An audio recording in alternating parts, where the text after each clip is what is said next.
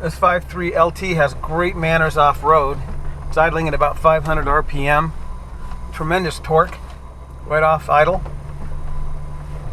Just like the Gen 4 5.3, you don't really need any more off-road. One advantage this 5.3 will have over the Gen 4 is when you add the 8-speed, you'll have a lower low. And we are working on some to make four-wheel drive shift patterns adjustable by you, so you can actually load tunes for crawling and other such things when you have an interface. It's actually a very nice JK. It's tight. I'm not a big fan of the Pentastar JKs, the interior. I like the old utilitarian interiors. But like the Gen 5, it's growing on me. They are a little bit quieter because they have more insulation than the earlier JKs. I think the 11 had it too. We'll see how this new JL works out. From what I understand, they're going to offer 3 engines, a turbo 4-cylinder. The Pentastar is an upgraded gas engine and possibly a diesel. None of them are really going to have high horsepower, and traditionally Jeep has not made the Wrangler a performance vehicle. It's always been an off-road vehicle, and they've always been pretty conservative on the engines, at least since the YJ. Some of the old CJs with V8s were kind of nuts. They didn't have a lot of power, but they had big engines in them and tended to roll over a lot. But no, this 5.3 is a pleasure off-road. I'm going to be curious to see what kind of mileage we get with this 5.3 off-road, because range is definitely a consideration. And guys, miles per gallon is not all about the engine. A lot of it is your setup. What tires are you running? Tires can cause a tremendous amount of drag, which can cause, obviously, a reduction in fuel economy. Are you running the proper tire pressure? Aerodynamics, even though the JK is not aerodynamic, are you running roof racks and lights and light bars and all this other stuff that's causing aerodynamic drag? How fast are you going? You go on 65, there's a lot less drag than if you're going 75. So all these things come into consideration, and to say, well, I want to get 20 miles a gallon at 80, that's really not going to happen. Now, I can get 20 miles a gallon in my 5.3 Gen 4 2008 JKU if I'm traveling the speed limit, and it's a light JK on the ground, no bumpers, no steel bumpers or fenders, so I can do that. But it's not realistic to think that a heavy four-door JK is going to go 80 miles an hour and get 20 miles to the gallon with armor and all that stuff.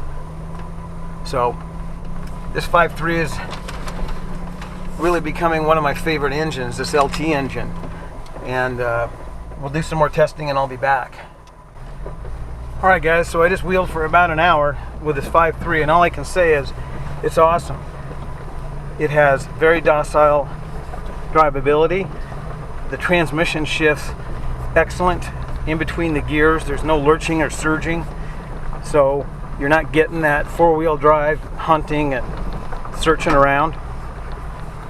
Just talked to Mitch. He's driving the another 6.28 speed that we put 410s in with 37s, and he says it's phenomenal. It cruises at 75 to 80, 2,000 RPM, and he says it's got so much torque that you don't really notice a loss of horsepower. So really what this is adding up to be is that these Gen 5s are going to be the engine of choice.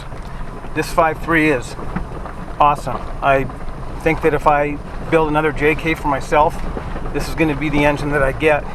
Put an 8-speed in it with some 373s, maybe 321s with 35s, I don't know. But we'd be looking for 20 plus miles to the gallon. Now, I'm being a little optimistic now. I got to do some more testing.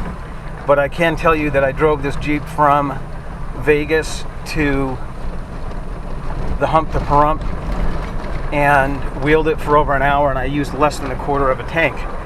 So I think that these Gen 5 LT motors are going to be about the ultimate powertrain for your JK, and you can get pretty much any power level you want. And even this 5.3, which is the bottom of the line, has got more power than a JK needs, in my opinion.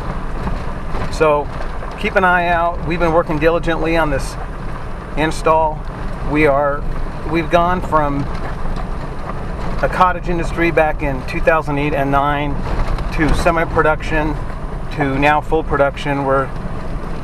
We've automated most of the bracketry. We're doing hoses in bulk, and the electrical has been pretty much refined down to a GM harness that's virtually plug and play. Now, we're not there yet on the Gen 5, but we will be soon. And I think once these 5.3s are out in the field, GM's got millions of them out there right now, it's going to pretty much make everything else obsolete. Not that the Gen 4 swaps aren't a good swap, not that the Gen 3 swaps aren't a good swap, not that the guys that like the Hemis can stick with the Hemis or superchargers, but I've driven it all, and I can just tell you that this feels right. This feels like the engine this Jeep should have had from the factory, and if the economy numbers are as good as I think they're going to be, the fact that they're emissions compliant even in states like California, I just don't see anything else on the horizon that's going to beat this engine in a Jeep, in your JK. So, as you can tell, I'm pretty excited. I don't get excited very often about new engine installs. I ramble about emissions or things you guys don't really want to hear about. But this is exciting me, and I'm really looking forward to doing an 8-speed 5.3 now, which is about the only combination we haven't done yet.